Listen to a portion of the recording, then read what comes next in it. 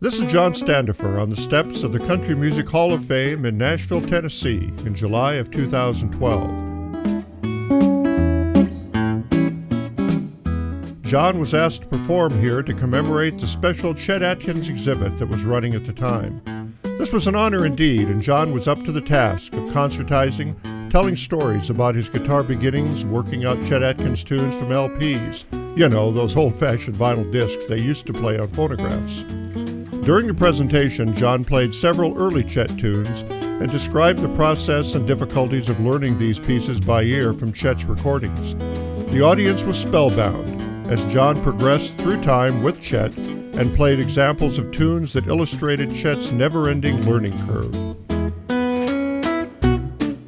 Yeah, Chet always was and is my hero, not only as a guitarist, but as a person. When I was around 15 or 16 years old, I used to send him little reel-to-reel tapes, and he would send back a few words of encouragement. We got together a few times during his concert trips to the Seattle area, and we communicated by phone and mail a few times. With all his responsibilities as a record producer and touring recording artist, he still took time for people.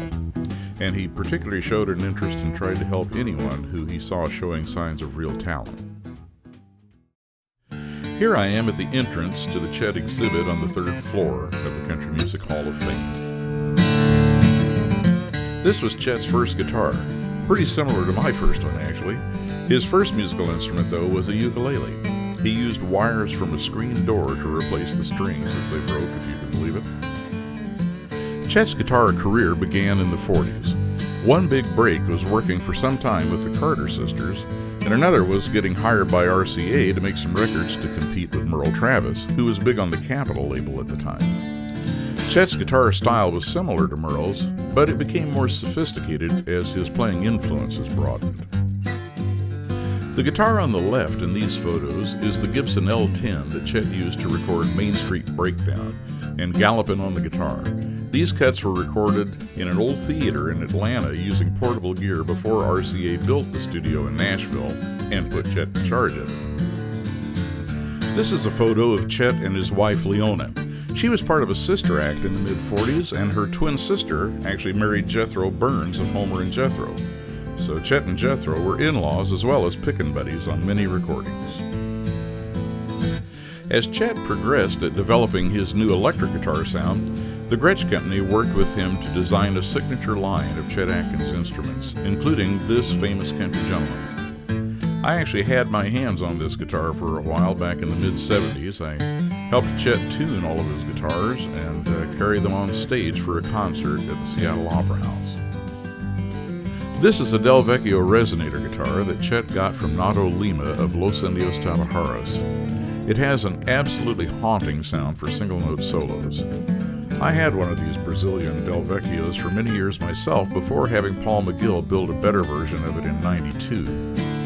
And actually, Chet and Earl Klugh and Nato, among others, also had these guitars built for them, and through that connection I was actually able to meet and make friends with Nato Lima as well.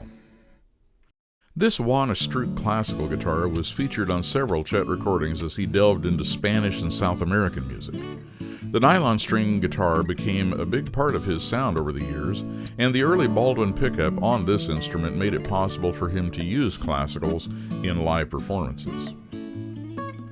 Besides being a guitar player, Chet was also put in charge of the new RCA Victor Nashville recording studios that were built in the early 50s.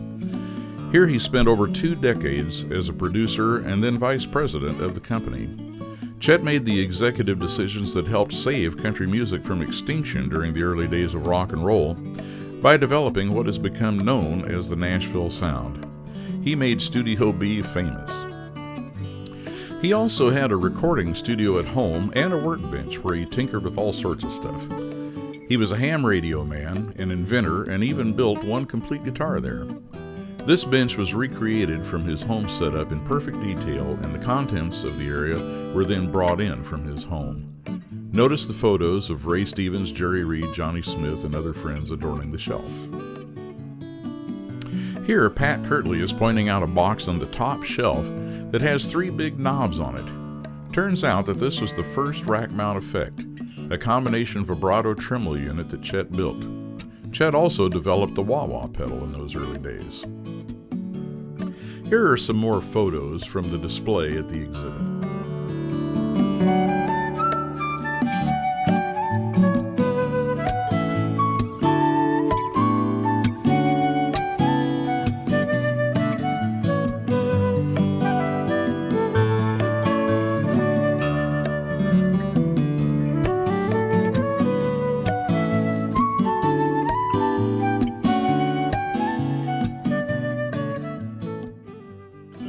Once we toured the rest of the Hall of Fame, we headed across town to CAS, the annual convention of the Chet Atkins Appreciation Society.